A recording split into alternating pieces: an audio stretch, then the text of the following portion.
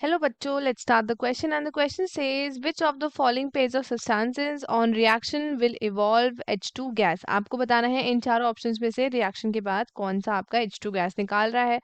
पहला है iron and dilute H2SO4, दूसरा है कॉपर एंड डाइल्यूट HCl, तीसरा है sodium and ethyl alcohol and last है हमारे पास iron and steam. So let us start with our key concept. So जो की कॉन्सेप्ट है हमारे क्वेश्चन का that will be evolve.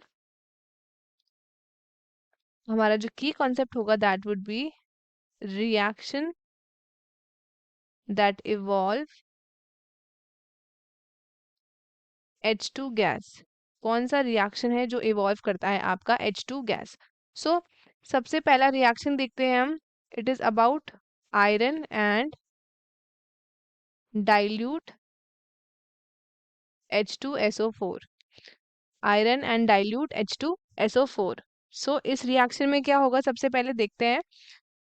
Fe plus dilute H2SO4 ये देगा आपका SeFO4 FeSO4 प्लस यहाँ पे H2 गैस आपकी निकल रही है। तो हमसे पूछा है कौन सी इवॉल्व करेगी, तो पहला वाला ऑप्शन तो करेक्ट हो गया हमारा। अब हम देखते हैं दूसरा option.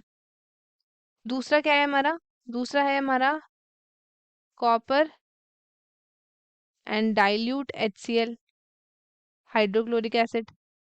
Copper and dilute HCl।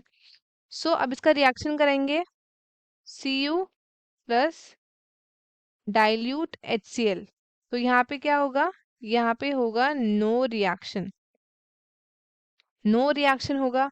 अब क्यों है ऐसा, तो उसका हम आंसर देखते हैं। अब जैसे हम बात करते हैं about the reactivity series, reactivity series की बात करें तो जो कॉपर है वो आपका फॉल करता है below hydrogen. Copper falls below hydrogen which means, इसका मतलब क्या होगा, विच मीन्स उसकी जो एक्टिविटी है, उसकी जो एक्टिविटी है is lower than hydrogen, is lower than hydrogen. Hydrogen से लोअर है इसकी एक्टिविटी। सो वो डिस्प्लेस नहीं कर सकता। It can not displace hydrogen. It cannot displace hydrogen. Hydrogen को वो डिस्प्लेस नहीं कर सकता, कहाँ से, from the HCl hydrochloric acid से। सो इसलिए यहाँ पे आपका H2 गैस आपका रिलीज नहीं हो रही है। सो ये वाला ऑप्शन हो गया हमारा इनकरेक्ट। अब हम तीसरा देखते हैं। तीसरा है हमारा sodium and ethyl alcohol. Sodium and ethyl alcohol. So अब सोडियम का देखते हैं रिएक्शन। Na प्लस C2H5OH ये देगा आपका C2H5ONa प्लस यहाँ पे भी निकलेगी आपकी H2 गैस। इस रिएक्शन को हम बैलेंस कर देते हैं, यहाँ पे आएगा 2 एंड यहाँ पे भी आएगा आपका 2। सो यहाँ पे भी आपकी H2 गैस निकल रही है। सो ये वाला स्टेटमेंट भी हमारा करेक्ट है। अब लास्ट देखते हैं हम ऑप्शन डी,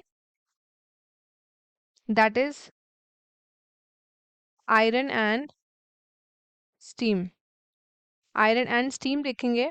सो इसमें आपका रिएक्शन कैसे होगा, इसमें आपका रिएक्शन होता है आयरन का Fe प्लस स्टीम H2O के साथ। ये आपका देगा Fe3O4 प्लस H2 गैस यहाँ पे आपकी रिलीज हो रही है।